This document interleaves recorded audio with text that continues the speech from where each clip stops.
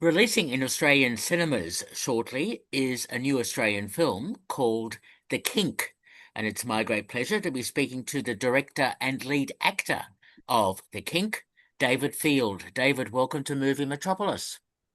Thank you very much, Peter.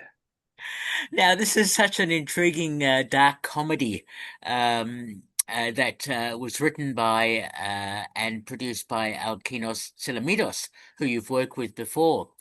Tell Yes. me about the origins of the story of making the film, David, The Kink. Okay, Peter. So the Alkinos had this story sitting with him for about the last 20 years.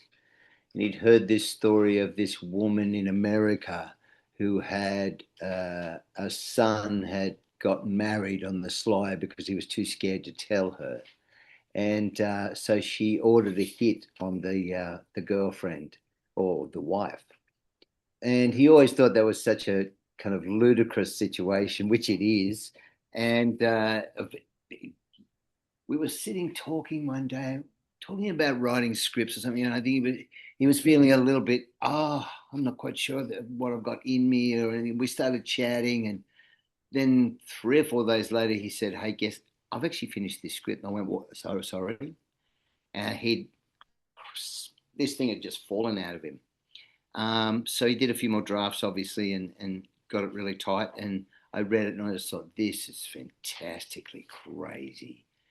Because the great thing that Alkinos did, one of the great things, he did so many. And I think people, don't really realize, anyone who knows Alkinos's films maybe don't understand what a wicked sense of humor he has.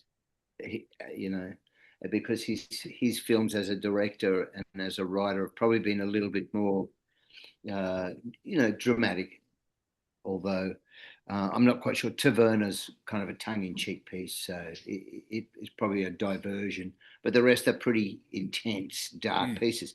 So yeah, he came to me this script and he said, "Look, let's do this." I said, "Fantastic." I said, "Well, okay, but you direct it, and I'll do it for you. It's no problem." And then we worked for a couple more weeks, and he said, "Look, actually, I don't think I want to direct this. Do you want to direct it?" And I said, "I'd love to direct it." So so he said, "Well, look, I'll produce it then, and we'll just work on set together." And we got a lovely cast together, and we shot it in a fairly small period with a small budget, as is the way. Yep, What other way is there, Peter? exactly. Apparently. Well, congratulations on that process, and it is, as you describe it, a really unusual and clever story, and a dark comedy, and with some twists and turns in the plot, which, of course, we don't want to spoil. But So you've uh, seen it, Peter? I have. Sorry. Oh, okay, great. Okay, great, great. Oh yes, yes. I never do an interview without having seen a film that I'm talking Oh, about. So fantastic. Well, yeah, that's yeah. wonderful. So yes, The Kink. Tell me about the title. Why is it called The Kink? Because in the film, I mean, one has to think about the word kink too and the implications of it. The implications are immediately we go, oh, kink, kinky, but also to be kinked is to be bent. And everyone in this is bent in some way. And then, of course, there are those with particular kinks, as you would have seen. Yes. Um, and that particular scene, I guess, is why it also works as the title. It's just like a song, sometimes when you hear a song and you think, oh, well, that's a really good title for what I've just seen, but it wasn't prominent in the lyrics. It's a little bit like that. So that scene that occurs in the bar, Hmm. which is obviously pretty kinky, is the key to why the whole thing could happen. Without that scene, the entire thing could never have happened because those Hmm. those guys would never have met, and therefore our lead character, um, Laurie, would probably never have had the courage to commit what he commits. Yes, Does it make sense? it does. It does. No, no, that's a good explanation. So very good for that. Now, uh, the film is very dialogue driven, and with some really clever and great dialogue by Alkinos. How much of the dialogue was set in advance during your direction, or was there some room for improvisation? If anything, Peter, we took out, we subtracted. That's pretty close to what Alkinos had on the page. Uh, which we, I mean, I'm always a believer that you honour the writer first, and find out whether it works before. Sometimes actors and directors can have a habit of uh, slicing up Hmm. the page before they really give it the opportunity to work. And I'm not a believer in that. I'm a believer in there's a reason why this writer wrote what they wrote. Let's find out first before we get rid of anything. So there were little segments that we realized we didn't need. And, but a lot of that was really segmented in the edit. And we said to ourselves, no, we like the story as it is. We can do a lot of this in the edit because it's dialogue driven. We knew where we could find edit points to trim things up. Um, but it's more so than the dialogue for me. Is the dialogue is very clever and very funny, Hmm. but it's the structure of the film which I think is really, to me, is the real coup.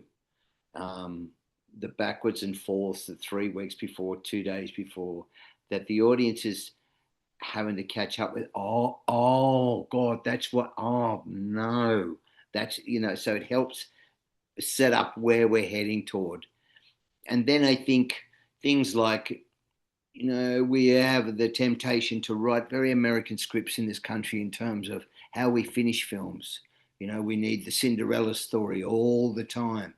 And it can be it can be a big mistake because there's many, many ways stories are told, as we all know.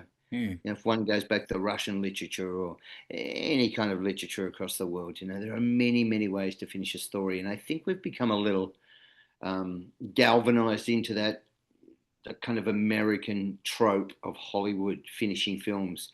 And so I was really happy about the way Alkinos wrote those last scenes. For me, they were far more interesting and far more humorous. They are, and of course, we're not going to spoil it for the audience because they should go and see the film to see where Sure. that narrative is heading. So, very good. Look, I was very impressed by the cast, apart from yourself, of course, and I've seen you in so many films and so on, which I might talk briefly about a bit later. But um, uh, Toddy Goldsmith and Marco Grillini and Will Hutchins, Miracle, yes. but in particular, Sally Ann Upton. What a terrific Yes, actress she is. yes. Well, we found Sally Ann late. Miracle, we found quite early, and we just thought, oh, he kind of looks like a Robert De Niro. He's a perfect straight man. Slightly klutzy, but yeah, we thought he was absolutely perfect, and Miracle was wonderful for us. Um, Toddy, I think Toddy's absolute. She's a real surprise for me. I didn't realize Toddy was that good. Incredibly committed actress, and yeah, I'd love to work with her again. Now, Sally Ann, Sally Ann's a totally different ballgame. She's just great. She's a really boisterous, full-on, comedic storytelling, gruff. I love her. I mean, I just love her. She's fantastic. And it took a long time to find her. We, in fact, offered it to about 5 or 6 actresses, all actresses that I knew who had a lot of rungs on the board, and none of them could see um, the film somehow, which we were really surprised with. And then Alkinos found Sally Ann and he went, look at this one. We went, oh, wow, how did we miss her? She's just looks great. And we looked at a little bit of her reel and stuff, and we didn't test her. We met her for coffee and we talked to her and we said, yeah, that job's yours. It's absolutely yours. We just thought she is perfect. She's very bold. Yes, it's a really good ensemble cast. And how do you feel? You've directed a few other films, but how did you feel about directing yourself in this film as well? Well, I directed a film called Convict with George Basher that George wrote. It was our second film, so I was in that. But that was, I guess, a little easier because I was playing kind of in that world that I do quite often, and which I'm trying to avoid at the moment. But this one, it really wasn't that hard because we did a lot of rehearsal, Peter. Hmm. We did a lot of rehearsal, mostly on Zoom, especially with Mirko and I, and just trying to find those rhythms. And quite often, I could turn away from the screen. I could hear myself and hear him, and it was like a radio play because that's kind of what you're doing in many ways. And you could hear when it was working and when it wasn't working. So it was more about those rhythms and once I decided that's what I could contribute as the character, um, I thought then it would work fine. Some of the scenes the scene there with Toddy and I in the garage, that scene was originally set in the kitchen. That was a breakfast scene, but we decided it was much more interesting as a back crack and sack scene. And we thought it was funnier. Um, so those sorts of things sort of helped define their character for me a little, Peter. Um, but once I had the mo and the look, I thought, yeah, I kind of got him, kind of got the kind of obsessive clown. Yep. Well done on that. I like it. Just I wants like a it. friend. He just wants a friend, just a friend. Yes. I like all that. Um, Tell me about, as you said, it was a very tightly shot film. Talk about locations and crew, etc. I mean, it must have been a very basic sort of production to be able to get Very much through so. it all so quickly. Very much so. Um, 10 days is not long. No. And for the amount that's coming out of the mouth. So Alkinos, we actually used Alkinos's house in Newport. Ah, Now that was the core space, and then we beg, borrowed, and steal for the other places, mm, restaurants and so forth and so on. And we had friends who helped us out with those things. My friend Sid Brisbane's garage that we use, and people that helped us with that. And then, as always, Alkinos and we always do a little bit of undercover. You know, let's shoot, let's go there, and they won't mind. The parks were quite easy. We got all that was sorted out, and they were beautiful locations too, with all the ducks and the ponds and all that kind of. So yeah. that was lovely, nice to shoot in. Um, but yeah, we had a really good committed cast that came because we did that rehearsal. They came with, it's all there, it's all ready to go. You had to treat it like a play. Um, and then we were able to go, right, we're going to get 2 or 3 takes here max. Let's go. And you just kind of wind them up and off they go. But everyone for me in the cast were fantastic. Um, Verity and, of course, it's just Verity playing the old digger, um, which I think again was a real coup with Alkinos with the way he wrote it, because had she been more formidably empathetic, we may not have gotten away with the last scene, Ah, but she's such a player and lovely. Oh, what's his name? Who played the lover, the son? Oh, uh, Lee um, or Lee, Lee yes, Lee. Buckhurst. Yeah, yeah, Buckhurst. Lee's absolutely fantastic. I mean, the constant anxious gobbling of the food, and whenever he's in trouble, he goes straight for the food. And that's really brave of him, because he's a big guy. I like it when people can see themselves, and I like, yeah, I can, it's that John Goodman thing. I can be funny with this. I can be funny with how I look. It's the Danny DeVito thing again. If you don't look slim, trim, and perfect and chisel jawed, you obviously are something else. Well, make use of it. And I thought Lee did that beautifully. So Yeah. yeah, the cast were absolutely committed and wonderful. Yeah. I was wondering also as I was watching it with the title The Kink and the notion of kinky as well, how far you'd go with any sex scenes and so on. I thought, how interesting. Yeah, yeah. Well, that's Alkinos, you know. He doesn't like to give you what you expect, and that's why he's been such a great filmmaker in his own right. You know, Yes. um, he's not. So he did the editing as well, apart from producing and Yeah, writing.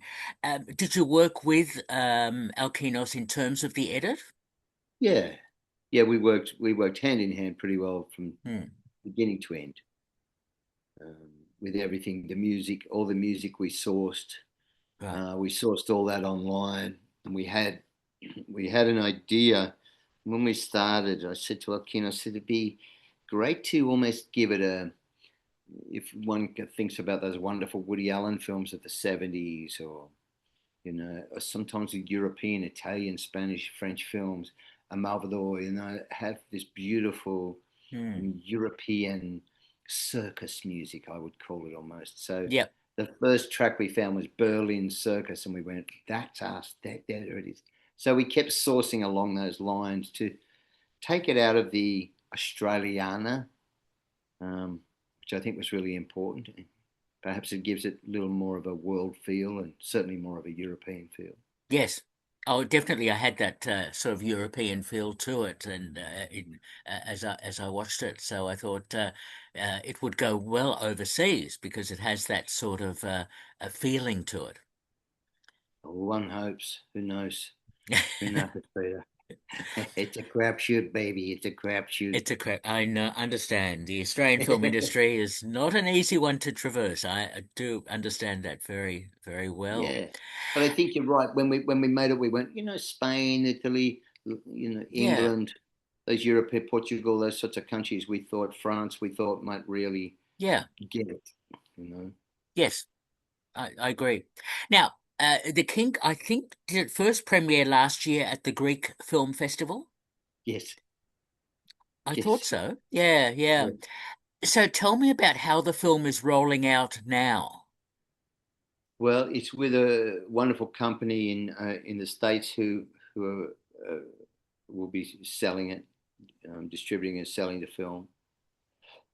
So we sit and wait, as you do when a sales agent has your film, and hope that they can get it into the people in the right hands that can give us, an opportunity to either cinematically or at least, you Hmm. know, some sort of distribution that where it find its audience. Yes. That's really where it's at the moment. Here's been a lot more difficult, and it is difficult. There's no two ways. I mean, we see people every day on Instagram and Facebook and whatever having their say about the Australian film industry, and I see there's a lot of that at the moment. And I understand people's frustration. Independent cinema has been brutalized. I guess the TV market now seems to be running everything.